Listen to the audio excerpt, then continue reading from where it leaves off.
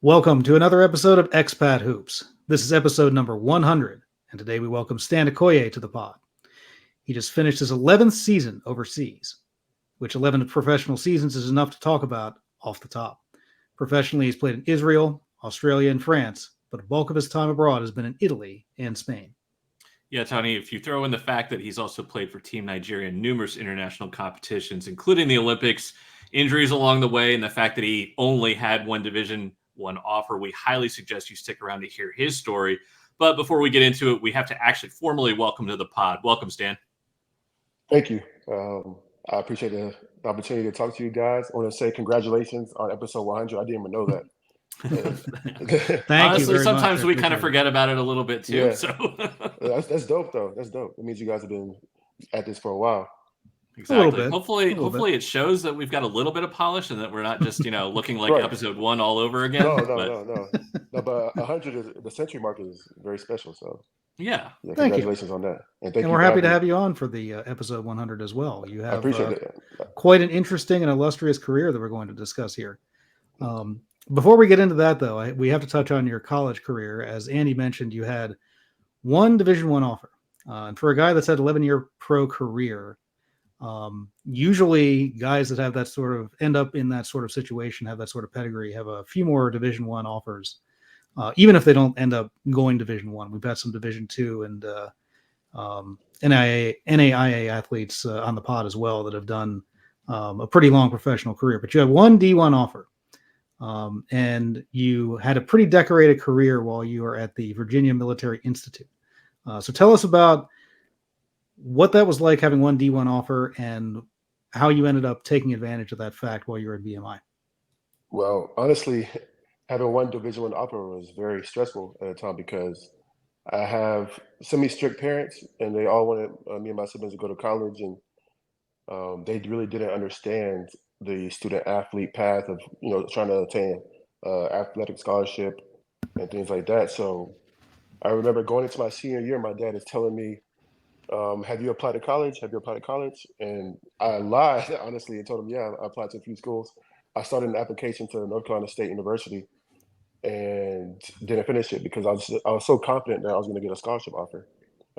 My high school career was plagued with many injuries, but AAU, I did pretty good. And if you know Dave Tillop, he's the lead scout of the Spurs. And at the time, he was based in North Carolina, and he had a camp of the top prospects in North Carolina called the Carolina Challenge. And I was there 2 years in a row, and I did very good. And I was one of the top scorers. And I thought from that alone, I would have my offers, but that's not how it played out.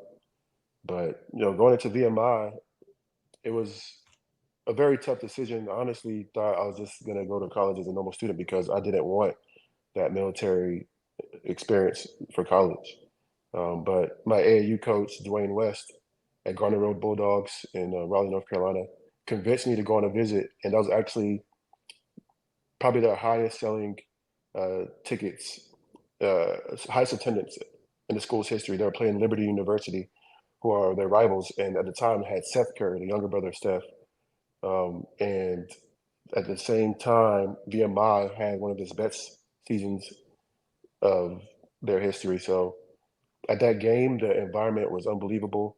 The game was super competitive, and I fell in love right away. The campus looked very different, and from that moment on, like I committed on the spot, and I knew that my college experience was going to be very different, and I was very prepared for that. I don't think I actually had thought about the fact that Liberty and VMI were rivals before, but it makes sense geographically. So talking about your accolades a little bit, senior year, your best year, Big South Player of the Year, honorable mention All-American. So I'd say things turned out pretty well for you there. Yeah, I mean, honestly, when I first came into VMI, they didn't have high expectations for me, and they told me. I was the third of the three freshmen expected to get playing time. We already had an upperclassman who played a lot of minutes on a successful team the year prior, and they didn't know what position I could play, and that was a big thing in my high school recruitment as well. I didn't really mold into the player I am today, obviously, and coaches were just trying to figure out where I would be. They called it tweener back then. So coming in, I couldn't really shoot well. I didn't have the confidence to shoot well yet. I was very athletic, and we were a very undersized team. So I came in playing 4 and sometimes 5 in Division 1 basketball.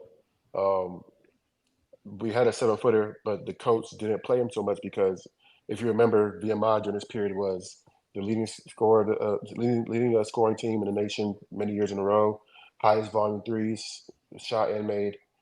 So in my mind, I had to figure out a way to get on the floor. So me and my fellow freshman teammates would come in the gym because the life at BMI is very tough, especially as a freshman. They probably wouldn't want to hear me saying this now, but when I was supposed to be in my room and experiencing some things, I'll be hiding in the gym.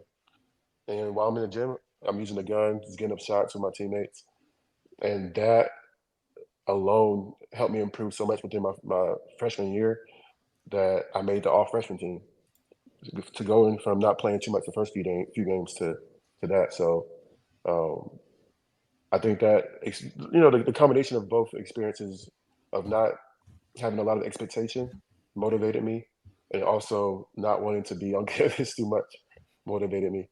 But throughout those years, every year I just try to develop myself. The summers I spent uh, both summer sessions academically in Lexington, Virginia, to practice some more with the team. I was a very good student. I didn't need to be there for summer school, but I wanted to be there to stay in shape year round and to develop my game. And as you know, by senior year, I was able to play small forward, and I was preseason player of the year.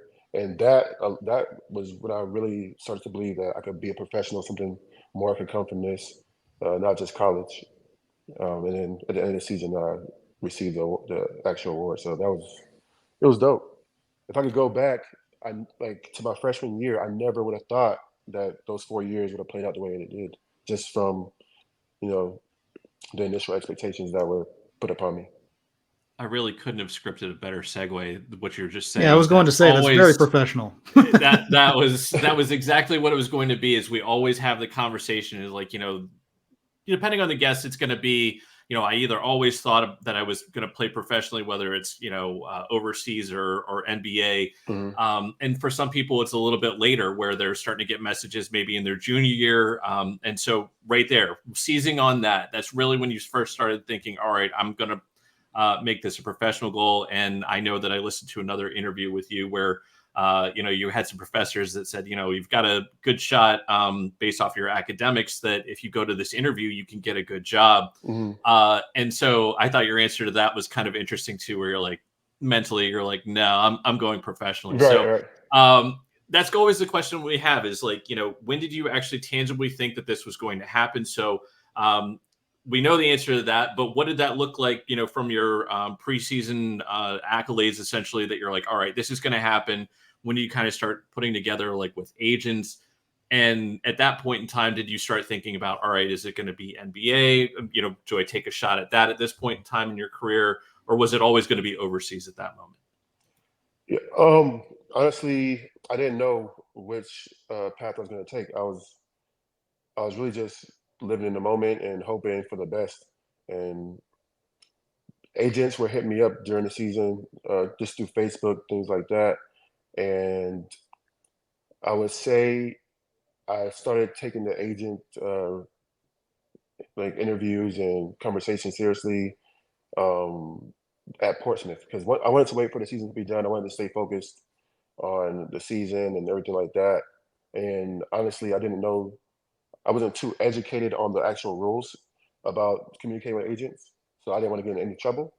But once I got to Portsmouth, that's when I started to do my interviews with the different agents, and I signed initially with Inter Performances. And I don't want to go into detail, but we had our differences during that summer. I just felt like um, I wasn't being managed well by the individual who was managing me, not the company, just the individual. So I switched and I went with a smaller agency at the time called Above the Rim Management, who I had for my first my first 5 years, I believe. I changed once after my first year in Spain. But that the whole process to me was new, and I wanted to take things one step at a time. Um, I always wanted to travel the world, and I was taking a business Spanish class, and it was very interesting because we all had to choose a country, a Spanish speaking country to study and do research on and do a bunch of projects on throughout the whole semester. And I chose Spain. And fast forward, that's where I play now. And I remember my first time signing to play there. I wrote my professor and told her where I was playing, and it was just a big full circle moment. Yeah, that's one of the things that's really interesting about your career. A bulk of it has been in Italy and in Spain, two really good countries to not only play as a basketball player, but also really just honestly to live. But before you actually get there, you mentioned the fact that you're at Portsmouth. You're doing the agent route at that point in time. Your first season is kind of interesting when you take a look at it. You Mm. sign with a Greek club off the top, never actually play for them. You wind up going to Israel to start your career, and you wind up finishing in Australia's NBL 1. Take us through Yeah. your rookie year. I think you Ooh. kind of alluded to a little bit about like with how you were managed. So that first year is interesting. And before you actually wind up getting to Italy the next year, Italy's top league, take us through Mhm. what that rookie year was like. Yeah. So with rookie year, I'll start with the national team. So I'm doing a few NBA workouts and things like that, and I did three. I believe the last one was either Chicago or Minnesota. I don't remember, but I remember um, after every workout, I would talk with the coaching staff and ask them, how they felt about my workout, what they thought I should work on to improve, and things like that. I wasn't thinking I was going to be drafted or anything like that, but if I ever wanted a way in, I wanted to know what I need to work on. So they would give me the honest opinion, and I'll say thank you and be along my way. But afterwards, I would ask the agent that I had at the time um, what they told him, and what his story was completely different. Oh, they love you, blah blah blah. I want to do this and that. I'm just like, it doesn't sound right. So the national team hit me up, and the Nigerian national team, they hit me up and told me that they wanted me to come for some tryouts and some tournaments to see if they wanted me to join the team for the African Championship that summer. And at the moment, I was very frustrated with my situation. And they told me that we're going to go to LA, and then we're going to go to China for a tournament. And afterwards, we'll come back. We'll go to Nigeria. And if you make the team, then we'll go to Ivory Coast and play. And all those things happen. But while we were in China, my agent calls me. Well, he's trying to call me. He can't contact me because I'm in China. And back then, there was no contracts, mobile contracts now where you could have these international calling or whatever. So he might have wrote me on Skype or email. I don't remember exactly. And he was like, "Where are you? I have a workout for you tomorrow. Blah blah blah. What city are you in so I can fly you out there?" And I told him I'm in China. He was like, "What? What are you doing there?" And that's when I just separated ways with him. But uh, my summer with the national team ended. I don't remember the exact month. It's a while ago, but it went into preseason. So while I was overseas, sorry, while I was in Africa, I believe, I signed the contract to go to Greece. And when I went there for preseason, I arrived late, and literally nobody on the coaching staff spoke English, and very few Greek teammates spoke English. And we had a few other Americans, but they were early in their career as well. And I was trying to play catch up, and I was used to coming from military school. I was used to structure and honoring your word, things like that. I was a very, very organized guy, and I like things to be certain ways, whatever. So I'm looking at my contract, and I'm looking at my situation, and they tell us we're gonna have cars, apartments, all these things like that, and we're living in a hotel. My whole time there, I never received a car. I didn't receive any money either, and I'm just fresh out of college. I have nothing, so I'm living in this situation, and for me, it was a big distraction because I wasn't used to this environment yet, and that took my focus away from actually playing. And what I do remember from playing and was in practices, the coach is coaching, but he's coaching in Greek, and I don't understand a word. And I'm trying to catch up on plays. I feel like I'm not getting any help with that, and we just hop right into preseason games. And I I just it was a big blur to me. But at the moment, I was super frustrated and um, almost petitioning on the court instead of just trying to get the job done and focusing on the reason why I was there. And later on, I will learn from that situation, and that will also affect me, I think, for my early years overseas. But it was a mutual agreement. Left Greece in preseason, and I went to Israel. I had a friend playing there who told me Israel's a really great country to play in, and all those things. And I was like, really? When I look at TV, all I see is war, and how they try to display countries that you've never been to and try to make it seem like it's so dangerous, whatever. But when I got there, it was super beautiful. Um, Fell in love with the country. It's very Americanized. Tel Aviv is like an American city, it felt like. Um, but another crazy story with that situation, I signed in the second division, and fresh off the plane, I have a preseason game and played really good. Um, the structure is a little different. They want in second division. There's only two Americans, and they want us to produce the most. So the ball was coming to me a lot, and I performed well. I believe the next week the season actually started. We play, we lose. I play mediocre from my memory, and then we have a second game. But during this period, there's a guy who comes into me and my teammate's apartment. Both the Americans stay together, and he's sleeping on the couch. And I write my agent like, "Who's this guy here?" And he's telling me that he just took a year off, and his agent is getting favors for him to go back overseas and practice with teams for a while and move on. So I'm like, all right, whatever. So the next game happens, and midway through the game, I'm cramping up really bad, and like I can't play anymore. Both my legs are cramped up. My forearms are starting to cramp up. I'm like super dehydrated. And I just remember the owner of the team just comes down and screaming at me. It wasn't in English. So I'm just like, I don't know what the heck is going on. Very frustrating moment. Next morning, my agent calls me. He's like, the team wants to cut you. And I'm like, really? Because I cramped up in the game. And he's like, yeah, man, it's crazy. I was like, who would have kept me for? He's like, well, the guy that's sleeping on your couch. So I just, it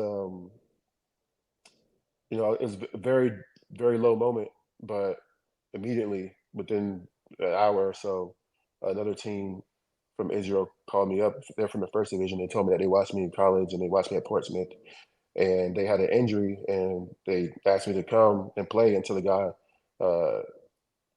was healthy again. So I went over there, very professional club. Ended up actually playing with one of those guys later in the future, Dewan Robinson, that the following year in Italy. But I think I played pretty solid. I had some good games, but when it was time for the guy to come back, my season was done with them, and I just asked my agent to send me home. At that moment, I was done. I was done playing basketball. I went home and started working on my resume and everything. I just gave up because I just felt like if overseas basketball is gonna be like this, it's not the type of life I want to live. I want some stability. I want to actually enjoy playing ball, and I don't want to deal with unpredictable situations. So this is probably November, December. I don't remember exactly, but I'm home. I'm just chilling, working on my resume, calling around, talking with alumni from VMI, hoping that somebody can give me a good opportunity to start joining the workforce. And February comes around, and my agent's like, "Hey, man, like, I know you said you're done playing, but I have an opportunity for you to go to Australia. It's not the first division. This is summer season, and Monday's decent. You only practice twice a week, and you play on the weekends. It'll give you a good chance to just get your confidence back and see if you really want to do this thing. If you don't like it, then you can leave right away. If you do, then you stay and see what happens." And from the moment I landed, I fell in love with basketball again. You know, my teammates were very welcoming. Australia just was an easy transition because, you know, it was an easy English speaking country. They love basketball. And I felt like the people that I met there were super great people. I think a lot of times when you go overseas, when you're surrounded by new people, it's important that you're able to relate to them in some way or feel comfortable with them, feel safe, all those things like that. And I got all that from that experience and played really great and got the offer to go to Italy the next season. So that was my rookie year. We have merch. Head over to the Expat Hoop store where you'll find t-shirts, hoodies, masks, coffee mugs, pint glasses, and more. It's one of many ways you can show support for the podcast, so head over there and pick up some merch. That link below is in the video description, or you can head over to our website, expathoops.com, and click merch. We offer a couple of different Expat Hoops logos, and we have men's, women's, and kids sizes, so you can get something for everyone. With NBL 1, from what I recall, and maybe it's also been something where year to year it's been a little bit different, but it's heavily Australian. There's not necessarily a lot of imports in that league, correct? Correct. So at the time it was called every state had a state league. So I was playing in Perth, and I guess I would say is the Western Australian League, but most of the teams were based around Perth. Our furthest trip was probably like 2 hours away or whatever. And then I don't know how many years ago it was. That's when NBL came over and they merged and it became NBL 1, I believe. You said I forgot which one's NBL 1 and which one's NBL now. And yeah, the NBL is like the top one, but yeah. So NBL is still just NBL. Yeah, exactly. Yeah. So NBL 1, I believe. I don't know how the structure works, but I think they still play in their region, and then they play against the others. I guess if you advance, I'm not 100% sure. But some NBL guys are playing in that league, but the teams are predominantly Australian, and I think the max foreigners you could have were 2. So I came in as the primary American foreigner, whatever, and then as the season was going on, we're doing really well, and the club wanted to push for a championship, so they paid to acquire a second foreigner. We ended up going to the championship, but we lost. But it was a great experience still. Like we overachieved. We still had a good team, and I think a couple of those players touched the NBL eventually. But yeah, it was a dope experience. I'm so glad I went there because if I didn't, I wouldn't have played ball again probably. It's really crazy because you probably had more experience in your first season than anybody we've had in the pod. We've had some people that have had some crazy stories in their first year, but the amount of experience you had is like what some people have in like a whole career, honestly. Like it's from the places you went to and stuff like that. Yeah. We have people that have been on the pod for 4 or 5 years, and they definitely weren't in. Some of them weren't even in 3 countries, over 5 years. You pull it off in a year. And not all of it positive, but it ended positively enough for you to move on to Italy, which that's where you really started to establish yourself as an overseas stalwart. You spent about 3 or 4 years over there, playing for different teams over the course of your time after you ended up leaving Perth. So talk to us about Italy and what that meant for your career, both on and off the court. Oh, man. So I have a great story about Italy. I think you guys will love this as well. So I started in Varese. It's about 40 minutes from Milan. Very, very big basketball city. They love basketball. They're very passionate. We had a legendary coach who was a legendary national team player from Italy. Played in Varese as well. I believe they won a championship there with him. And he came to, lead us to victory that year. His name is Gianmarco Pizzico. He's currently the national team coach. And that year they had very big expectations. We had a lot of ex-NBA players. And I came in as the second or third small forward. During preseason, they signed a third small forward, and that pretty much took my minutes away. So throughout the season, I was just trying to figure out where I could play. And this confidence thing started to go away again.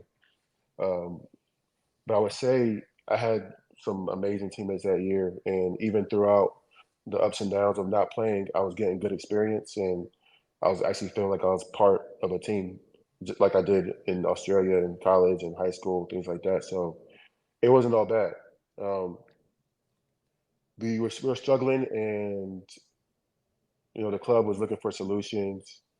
First, the general manager quit because he felt like he couldn't help us, I believe, and then the coach stepped down and resigned, and then they brought in this one coach named Atilio Kaya, and he is like, I would say, a military general, super super strict, um, and very demanding. So with him, the very first practice I had with him, I was kicked out of practice, and that has never happened to me in my professional career except for that one moment. And I think it was just a bunch of frustration that was built up from that whole season. And he came into practice, and we're starting practice, and there's a teammate that I got into it with, and I was yelling at the teammate, whatever, and the coach told me to calm down, and I got angry. I didn't say anything directly to the coach, but I said something that he misinterpreted, and he told me to leave. So as I'm leaving the gym, as I'm leaving practice, I'm going to shower and stuff. One of the assistants came in and was like, "I think you should talk to coach because he thinks that you said something very disrespectful to him." And I was like, "No, I didn't say anything to him, but I'll go talk to him." So I went to his office and we had a long conversation, and I just told him how frustrated I was with the season, and I felt like I could help, and I was just willing to do anything to show that I can contribute. So he told me to just stay patient, watch video with him, and just keep working hard as I have been doing, and we'll see what happens. He didn't guarantee me anything, but I did exactly that. Continue to watch the video and put in extra hours and things like that, and then I got the opportunity, and I had one of my biggest games up until that moment. I had like a 20-point game and like 12 rebounds or something like that, and I finished the season with a lot of confidence. But he was only there for like 8 or 10 games. I can't remember exactly. So in that moment, I felt very confident. I felt like I could play on this level and things like that. And he told me that he wasn't sure if he's going to get the job again for the next season, but he told me if he ever gets a job again in the first division, I'll be the first player he calls. So we fast forward. I didn't get a contract to come back to that team. My agent was working on some things to try to get back in the first division. It didn't happen, but I ended up playing second division for 2 years. Started out in a small city called Matera, and during that season, I had a clause where I could leave in February if to a better team if I wanted to. And I exercised that, and I went to a team called Chapney, who was coached by one of my former assistants from Varese the year before, and we made the playoffs. And we left early in the playoffs, but it did well for me. The next year, I stepped up and played really great in the second division, and this is now my third year overseas. Wait, so my fourth year. No, this is my fourth year overseas. My third year in Italy, and playing the second division again. I played very great. We finished, and it's probably May, 1 week after the season is done, and I get a call, and it's this coach, Artio Kaya, and he's like, "I got a job in Varese again. I want you to come. You're the first player I called. You're the first player I signed." I was like, "All right, cool. I don't care how much the money is. I'm coming." So I went there, and it was it went as perfect could go, and I I could say that with this coach, I really learned how to play basketball, if that makes sense. The earlier years, when I first came over to Europe, I didn't know about team defense completely because I was spoiled in college. I had the defensive player of the year on my team at center for 3 of my 4 years, and every time we made mistakes, he would just clean it up and block shots and things like that. So we didn't really have to work on real defensive rotations and things like that. And with this coach, I was able to sit down, watch film, and see what I did wrong, and understand like, oh wow, even though this isn't my man and he scored, it's my fault. and I finally got a chance to realize those things, understand floor spacing better, understand making the better pass, things like that. And that season, I ended up coming second in MVP votes, and that's when my career really took off. In our house, when we use a VPN, we are sure to use NordVPN. NordVPN secures up to 6 devices and is compatible with Windows, Mac OS, Linux, Android, iOS, and even your Wi-Fi router. Plus, it's no risk to your wallet. Head over to their website for pricing or contact customer support 24/7. And remember, your purchase is always safe with Nord's 30-day money-back guarantee. Click the link in the video description to use our code and make sure you're secure with NordVPN. So one of the things I think you kind of have talked about in other interviews, and it's really interesting to me. So on the court, things really start clicking for you. I mean, your career is taking off. But also, let's talk a little bit about off the court, living in Italy for that period of time. What was that experience like for you? Living in Italy was a great experience. I would say living in Varese is, well, those 2 years are probably one of my favorite years playing overseas. Being that close to Milan, is a very international city. A lot of people that speak English, they have the fashion scene, all those things like that. And the food is amazing. They're super passionate about basketball. So, I would go places and people would recognize me on the street, um, things like that. And it's very, very artsy. The architecture is beautiful, things like that. So I didn't really I don't have any negative things to say about Italy. I lived in every corner of Italy, it seemed like. Varese is in the north by Milan. When I went to Matera, I was in the Puglia region, which is southeast. And then when I went to Trapani, that was in Sicily. And that's, one of the islands of Italy. And then I went to Udine, which is northeast near Venice, and then back to Varese. And last year I was in Naples. Well, I'm sorry, Scafati, which is close to Naples, and Amalfi Coast. So I've been all over the country and got to see the best regions. That was something I didn't want to avoid talking about, given the fact that I know I'd heard other interviews where you talked about basically that you enjoyed your time in Italy so much. Mm-hmm. Again, your career is taking off at this moment in time, and towards the tail end of your Italian experience, you actually have a chance to go to the NBA Summer League with the first of the 2 opportunities. This time is with Denver. And I think you alluded to it in another interview where you essentially, because you guys were doing so well with Varese, you kind of come into that a little bit behind. But could you kind of take us through that initial Summer League appearance, how that winds up coming to be, and, kind of weighing it, because at this point in time, you've already kind of said, you wanted to establish yourself, like you want to see the world. Things are taking off for you internationally, and kind of talk about like the decision of whether you're actually going to pursue that the NBA route, or if you're going to decide to kind of remain overseas. Yeah. So when I got the opportunity to play Summer League, it was, I wouldn't say surprising because I had a great season, but I was a little older than most of the guys at the time. I want to say 26 or 7. And, we're coming from playoffs, and I wanted to just go home for a little bit, just leave my things and then go to Denver for the training camp. So I missed, I want to say, the first day or 2 of practice. And when I came in there, I'm playing catch up. I almost felt like that Greek experience, if that makes sense. But I guess this is how the NBA is. And it's, at least that's what I thought. Um, and I didn't know if I should. I see the groups lift the weights before the practice. I see groups shooting. I didn't know where I should go, so I would go shoot, and somebody on the staff would say, "Oh, you're not going to lift," so I'll go lift, and I just felt like I was very flustered. And then trying to catch up on plays, guys would just say, "You'll get it," things like that.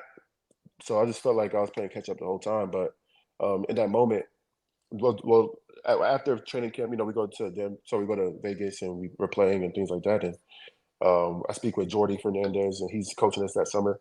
Really great guy, and he he was telling me, I'm from Spain. A lot of teams are calling about you. I'm saying really good things about you. Okay, you're gonna have a great career there. And that was when I realized that I would probably have the opportunity to go to Spain. And I was all over that, all over that. I was talking to my agent every day, like the team talked to me from Spain, the team talked to me.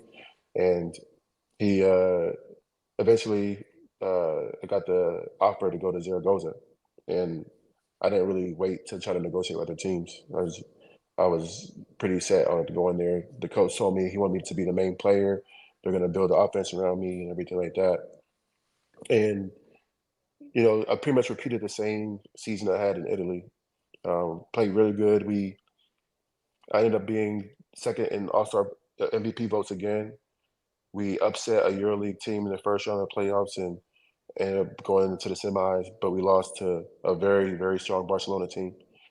But yeah, I think that summer league experience of feeling unprepared almost, um, kind of made me never want to feel that way again, not feeling unprepared and everything like that. So Thanks to SeatGeek for sponsoring Expat Hoops. We recently became a brand ambassador for them. SeatGeek is a ticket app that takes the confusion out of buying tickets.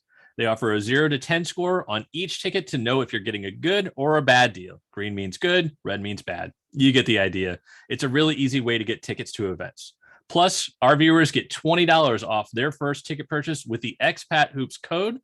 Click the link in the description to download the app. Remember the code Expat Hoops, EXPATHOOPS, all one word, to save yourself $20 off your first ticket purchase with SeatGeek. I think that's one of those things that before we kind of get into the rest of your Spanish career, because you did have another season, the season after you wind up doing the summer league with the Celtics. yeah. What was that experience like in contrast, not only to the Nuggets experience in terms of your personal one, but like what were the differences that you would see between the two organizations and how they handled summer league? Yeah, so I'm not sure if it was necessarily how the organizations operate during summer league, but more so what they needed at the time. Um, Denver already had, from what I saw, so many wings. Michael Porter Jr. was drafted that year, but he was sitting out for his injury. I remember they had, uh, I don't want to get his name wrong, so I'm not even going to try to say it, but they had a few guys already. So in my mind, I was just trying to figure out where I fit in. But they actually were looking for a guy of my nature, from overseas. Not well, they have to be from overseas, but the guy who actually ended up getting the contract there, they signed him on a two-way. He was from the same predicament, overseas guy, a bit younger though, and he deserved it. He played very very good in summer league. But going into the Boston situation, this was a more realistic situation of actually making the team. My agent was telling me he had to looking for a veteran, just pretty much fill a roster spot. Wasn't expecting many minutes or anything like that, but they're looking for a good guy, a good locker room guy that can play very hard, and if they need to play you, you can contribute. They ended up going with Javante Green, who I played against throughout my college career, and also overseas when I was playing in the second division of Italy. And he had one of the most amazing summer league performances I've seen. So he definitely deserved that as well. But that was the most realistic opportunity I had, competing for that position. And we were kind of talking about it a little bit off the pod with the decision to, it's a multifaceted decision if you want to try to pursue the NBA route. Sometimes it's whether you have a guarantee, what's going to pay you the most guaranteed money or what's going to pay you more money.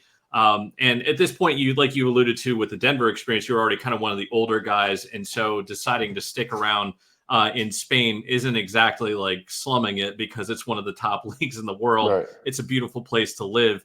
So you'd already had 1 year in by this point in time, when you have the Celtics experience this next time you go to Gran Canaria. Take us through what the Gran Canaria experience was like, because you played 2 seasons there. This is also when COVID breaks out. So it's actually a pretty active period of time. Take us through what this period of time was like, not only personally, but also globally. I would say Gran Canaria was a very interesting experience for me. Coming from such a high of 2 great seasons, and being, I wouldn't say I wasn't promised to have the same role or anything like that, but I was expecting to have the same role. Um, I came into a situation where we had 3 small forwards, and I was coming off. I was first team all league, and the small forward and second team all league was also assigned to our team. And then they had a small forward that was there from the previous year, national team guys. And I was still expecting to play a lot and everything like that. And uh, for some reason, the coach didn't want to use me so much. I probably played about 10 minutes a game. It felt like, I don't know, 10 to 15 minutes a game when I was expecting to play 25. Start losing confidence and things like that. So by the time I remember January hits, I'm just telling my agent I need to get out of here. And I had offers from other teams in Spain to, come, but the team wouldn't release me. So honestly, I loved living there. I loved the fans. In moments I wasn't playing, the fans would be chanting my name. When I'm on the court, the fans would be chanting my name, singing my name, and that was a very uplifting moment when that did occur. But when COVID happened, I was probably one of the few people was kind of happy that it happened, because I was just ready for the moment to be over with. Like, that was probably the lowest I felt in my career at that moment, because coming from a high after all those years of grinding to being in that situation was very, like, depressing and frustrating and everything like that. So um, we ended up having to stay there though for a few more months. I did quarantine alone. I had my dog with me, but quarantine alone for 2 months, not knowing whether the season was going to continue or not. And we ended up doing a bubble there. And we did a bubble in Valencia, Spain. And then it lasted a few weeks, and season was done. Got to go home, but it was about July when I went home and had to come back to Europe in August. I only had a 1 year deal, but my former coach from Zaragoza signed in Gran Canaria that year, and he wanted to bring me back, and he signed me back, and things changed again. I felt myself again. My role was back to where it was before, more or less. I was a starter, one of the key players on the team. We played in international competition, so it was very strange to play without fans. It was like the atmosphere was gone, but like being able to play in a position I wanted to, winning a lot of games. We made the playoffs in Spain, and we ended up going to the semifinals of the semifinals of Euro Cup. So very successful season for us, and for me, it felt like a great bounce back.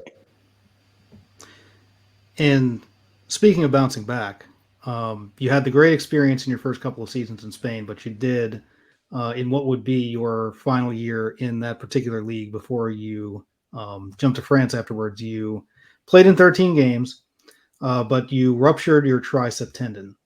Yeah, And that was a difficult period for you. Basically, you posted on Instagram that after the surgery, you were told the injury was worse than expected, and you weren't certain you were ever going to play basketball again.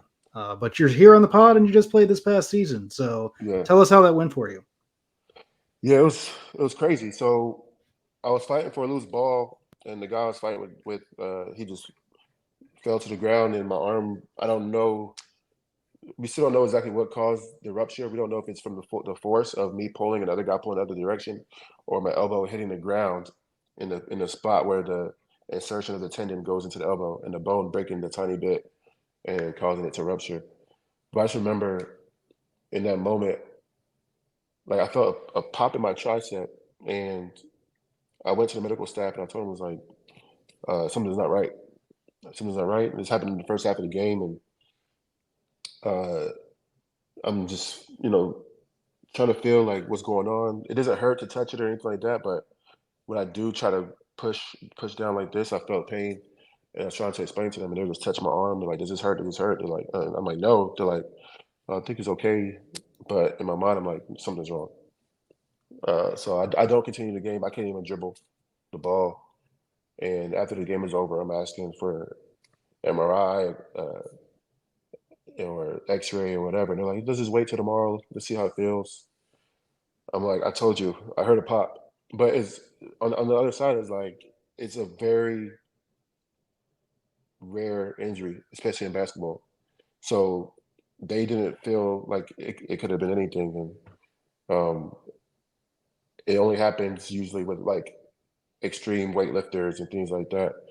So I remember I went home, and after like an hour or so, I look at my elbow and there's like a big ball of blood, just holding in that socket, and it's very inflamed. And I'm just like, yeah, it's not right. I sent him a picture, and he told me, all right, come to my clinic right now, and we're gonna do ultrasound, and they could see like the tendon was not attached at all. It was well, they thought it was attached, but once they actually did the surgery and they looked in, it was completely ruptured. So from that moment, I just saw the look on their faces, throughout the process, and they're telling me that they don't think that will be able to play again because this injury is very rough for a basketball player, who needs to constantly do this movement. But I took my recovery very seriously, and just listened to the doctors and did everything I could, and thankfully I'm playing again. You have the recovery, it's you, like you said, you took your recovery seriously. And it doesn't really look like you were able to miss too much time. Obviously, miss the rest of that season, but then come around to the next season. What was it like getting to that point where you're getting the contract to Strasbourg? Was there some difficulty essentially saying no, I'm fine to these teams, or were they? What were the opportunities like at that point in time? Yeah, so I actually had a lot of opportunities leaving that injury, and I honestly at the moment wasn't sure how I was going to feel because after working with my skills trainer and doing a lot of dribbling and things like that, I felt so much soreness and still some pain when I would do some things. But I was told that it was normal and it's just going to take some time. So um, I got some good offers. I got an offer from a team in Romania who plays in Euro Cup. I got offers from teams in Russia. And I ultimately chose Strasbourg because they're playing the Champions League, and I felt like um, it was just the best situation for me at the moment. I felt like, and also I had never played in France before, and I wanted to give it a shot. But honestly, quickly after, I realized that uh, I needed to at least gain my confidence back to use the arm like I would have before. I was subconsciously avoiding the use of that arm as I was playing and things like that, and not being aggressive, going to the basket like I was before, things like that. And I also ended up breaking my wrist in the preseason, really early in the preseason, my left wrist, and was playing through that injury.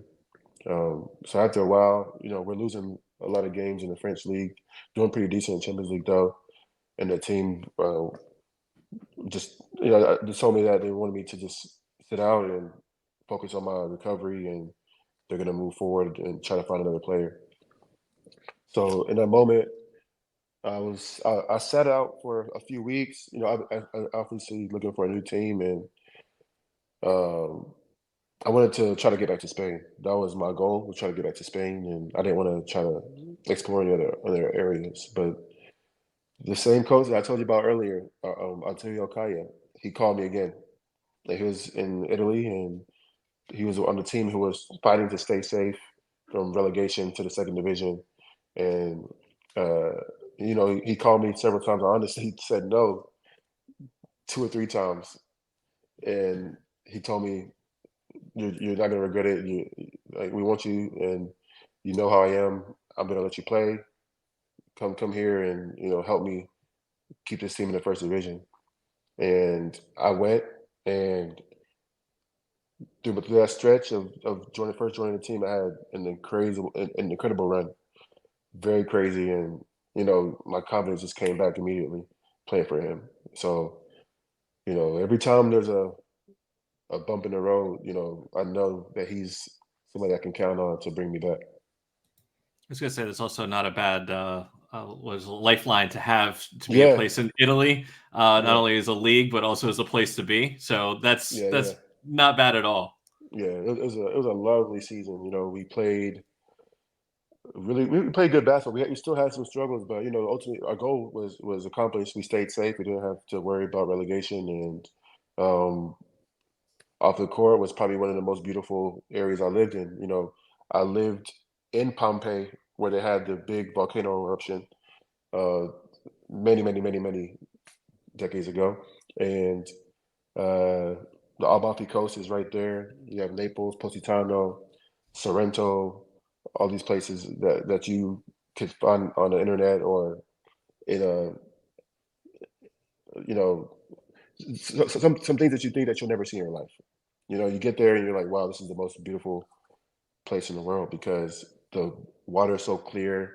The way they build the houses on top of the mountains, and they're all in crazy amounts of colors. You see a yellow house, a blue house, a green house, all together, and it's just beautiful. The food is really good. The weather is nice year round. So I felt spoiled in that moment. I was going to say, it sounds like it matches expectations. Yeah, it does. So you talked about wanting to get back to Spain, although you took a slight detour in Italy. Mm-hmm. You do wind up going back to Spain this past year. Mm-hmm. What was that experience like? This is now a different club than you were with the previous two times. You were with, Zaragoza and Gran Canaria, but this is a different club. What was it kind of like? I think it's also an interesting thing, going not only to a different country, which you have some level of familiarity, but you're getting in the mix with a different club this time around. What was this last year like for you? It was a year of up and downs, mainly because of injuries again. Started the season pretty good, and after a couple months, I sprained my ankle really bad, and I had to miss about a whole month. So trying to recover from that and get back into the rhythm that I was in before this injury happened. Trying to find ways to be aggressive. And my second game back from that injury, I'm like, I go up for a dunk and I try to dunk it as hard as I can, and break my finger. So from there, I had to get surgery and obviously recover from that.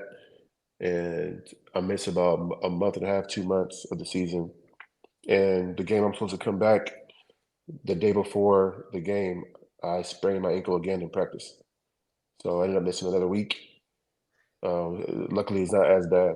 And then at this time, we're trying to fight to stay in the league because we had so many injuries and a few changes, and trying to build chemistry again. Guys are coming in and out from different injuries, and we finally clicked though. I come back after a few games, and the team is in its best rhythm.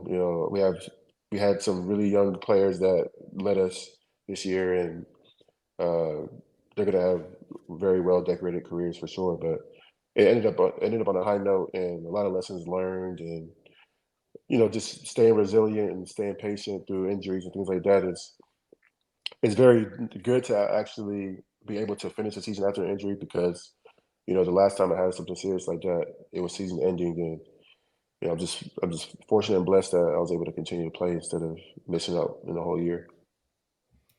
Well, you've had a really long career, and I would be remiss if we didn't circle back that throughout all of it, pretty much, you've been with Team Nigeria. Like, you've played in several Afrobasket competitions. You've played in the Olympics.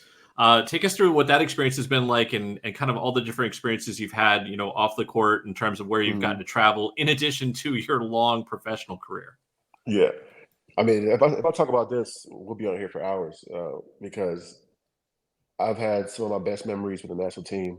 The only championship that I have as an international basketball player is my African championship in 2015, which qualified us for the 2016 Olympics in Rio.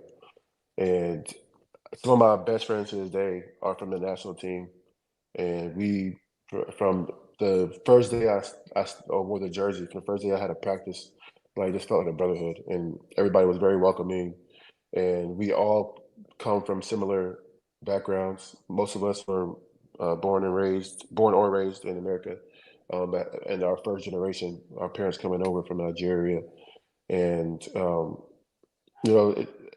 had a lot of veteran players that steered me in the right direction in my career, and I knew that if I ever needed something, any questions about different leagues, different teams, they knew somebody if they hadn't played there already, and they've always done me well. So I would say that many things came from my experiences with the national team. Sometimes very frustrating, but a lot of those situations motivated me a lot in the future, such as the 2016 Olympic experience, where coming from the 2015 championship, I was expecting to have a solid role in the competition, but I didn't. I didn't log any minutes. I remember the very last game, the coach asked me to go in at the end of the game, and I told him that I didn't want to. I wanted to play. I only wanted to play if I felt like I could be useful, to affect the game. So I didn't want my Olympic experience to be how it was. I wanted to come back again another time and actually be a part of the team. But unfortunately, didn't happen. Yeah, that's one of those things you just never know. But Yeah. the opportunity to get to say that you're an Olympian, so few people can do that. More than a decade year career overseas, certainly quite a lot of experiences on and off the court. Thank you so much for joining us on this particular episode. But we've got a couple extras that we want to get into with you after the pod. But thank you again so much for your time and joining us on the 100th episode of Expat Hoops. Thank you for having me. Hello, and thanks for watching. Be sure to give the video a like, and you can watch more videos over here. You can also click subscribe over here so you're notified when we have new content here on Expat Hoops.